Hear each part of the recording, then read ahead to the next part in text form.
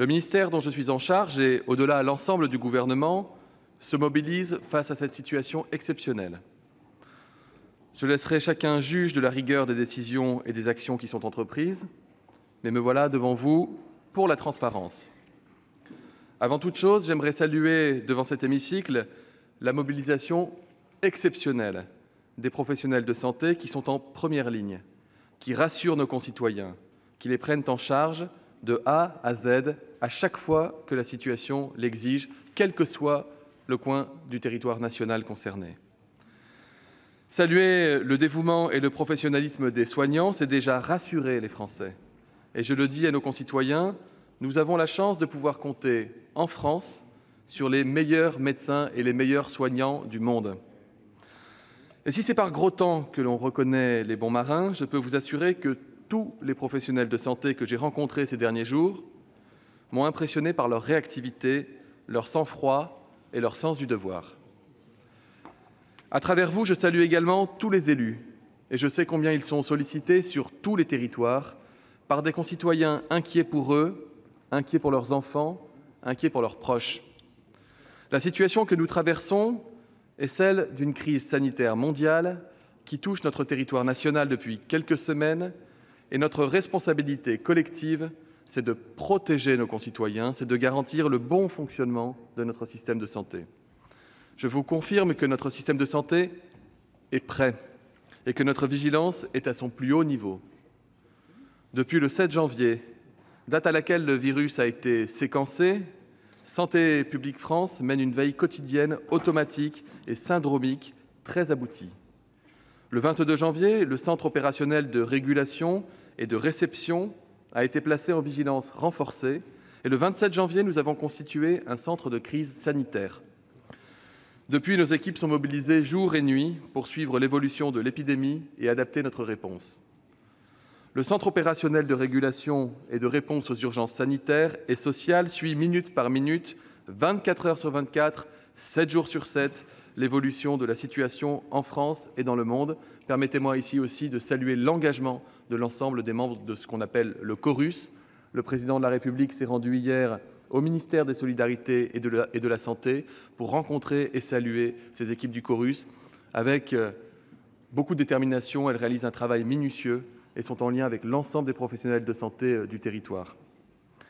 Le caractère global du Covid-19 requiert une coordination globale et un dialogue étroit entre les États.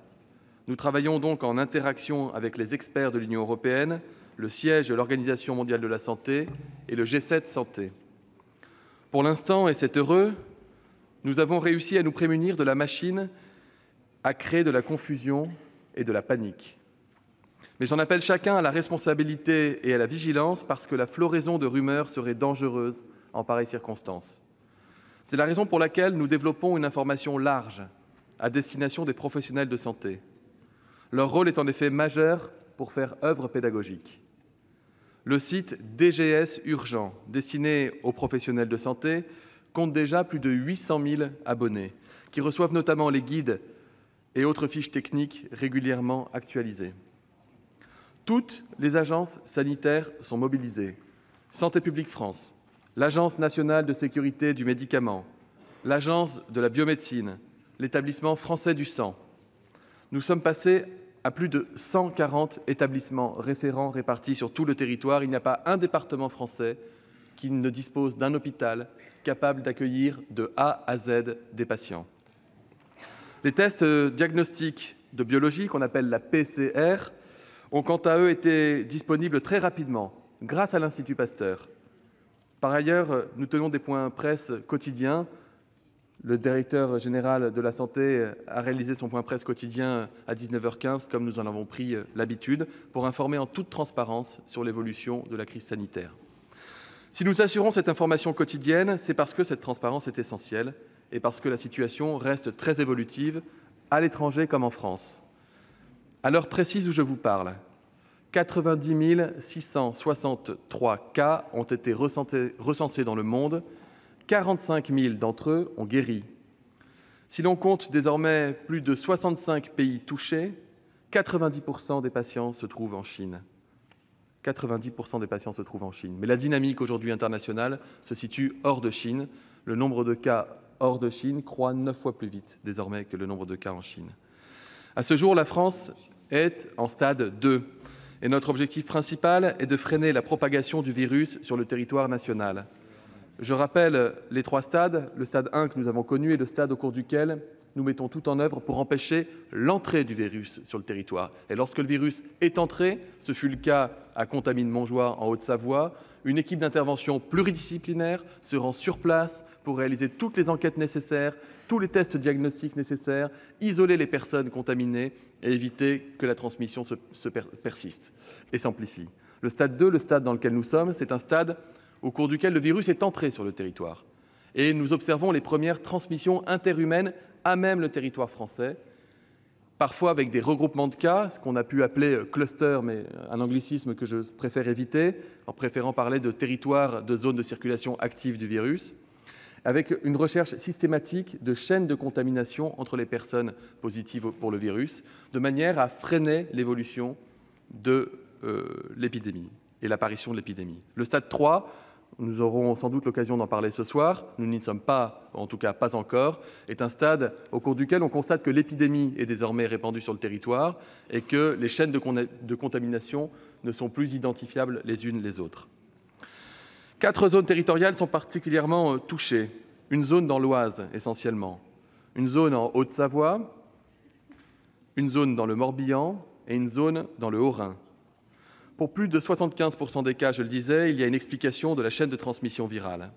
L'objectif principal consiste donc à ralentir la propagation du virus en protégeant les zones qui ne sont pas ou qui sont peu touchées. Ainsi, on a ce qu'on appelle une carte mosaïque en France, avec des zones qui sont encore considérées d'ailleurs au stade 1, c'est le cas notamment de la Corse et de territoires d'outre-mer, parce qu'il n'y a pas encore eu de patients positifs, et des zones territoriales qui sont en stade 2, avec une faible activité dynamique virale, quand d'autres zones territoriales, les 4 que je viens de citer notamment, sont en stade 2, avec une dynamique active de transmission virale. Désormais, la priorité doit aller aux mesures mises en place autour du malade, pour protéger le malade et protéger ses proches. Mesdames et messieurs les sénateurs, tout le monde doit montrer l'exemple et il ne sera ni inutile ni fastidieux de rappeler devant cette Assemblée les gestes qui constituent une barrière efficace contre la propagation et le risque de contracter le virus du Covid-19.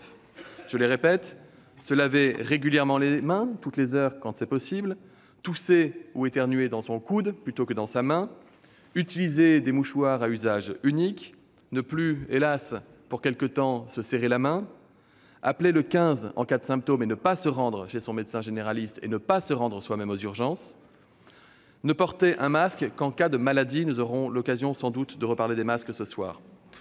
Au quotidien, je pense en particulier à la vie professionnelle, tout le monde doit se sentir concerné. L'erreur serait de regarder ces recommandations avec détachement. Ces gestes simples sont pourtant des pratiques et des réflexes qui rendent chacun acteur de sa santé et de celle des autres. Les gestes simples, oui, les discours simplistes, non. Je rappelle à cet égard que les frontières géographiques n'ont pas de sens quand il est question d'une épidémie et qu'en la matière, seule compte la zone de diffusion d'un virus.